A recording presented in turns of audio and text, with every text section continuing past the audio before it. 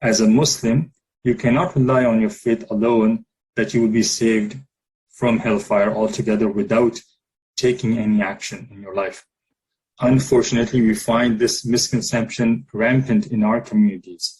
There are many who have assumed salvation solely on the basis of faith, irrespective of how negligent they are on the obligatory actions like salah and fasting, for example.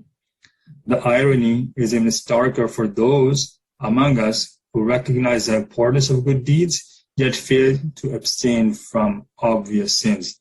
So you will find such people regular in prayers and other acts of worship, yet they will go to music concerts, indulge in dance celebrations during weddings, not be careful about riba or interest-based transactions, not be truthful in selling goods and establishing contracts, not protect their gaze or be observant of boundaries in interaction with the opposite gender.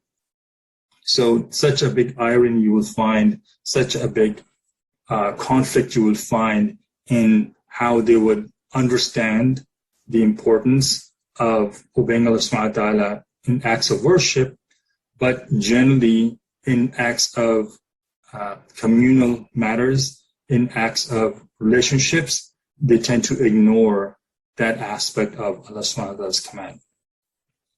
As it comes in Surah Nisa, ayat number 123, لَيْسَ بِأَمَانِيِّكُمْ وَلَا أَمَانِيَّ أَهْلِ الْكِتَابِ مَنْ يَعْمَلْ سُوءًا يُجْزَ بِهِ وَلَا يَجِدْ لَهُ مِنْ دُونِ اللَّهِ وَلِيًّا وَلَا نَصِيرًا.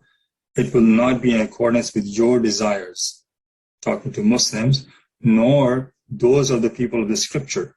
Whoever does a wrong will be recompensed for it, and he will not find beside Allah a protector or a helper. So Allah subhanahu wa ta'ala is clear in his message that mere desires are not enough to save yourself from disgrace and punishment in the hereafter.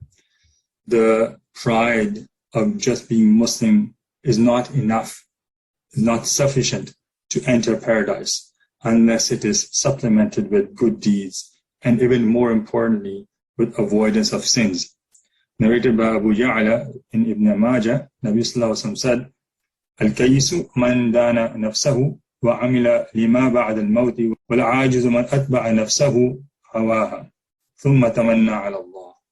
The wise man is the one who takes account of himself and strives for that which is after death. And the helpless man is the one who follows his own whims, then indulges in wishful thinking about Allah. May Allah subhanahu wa ta'ala give us the wisdom pointed out by Nabi Sallallahu Alaihi Wasallam in this narration to take our account ahead of death and not get carried away by false hopes, empty wishes, and superficial claims of submission to Allah's command. Ameen.